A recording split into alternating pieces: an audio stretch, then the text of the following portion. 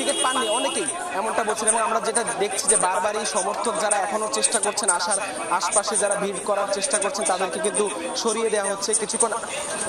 কিছুক্ষণ আগেও লাঠি চার্জ করা হয়েছে সমর্থকদের উপর। আমরা যদি একটু কথা বলি, এখানে বেশ কয়েকজন সমর্থক আছেন, যদি একটু কথা বলি। অভিযোগ করছেন যে অনলাইনে টিকিট কেটে সমস্যায় পড়ছেন বা অনলাইনে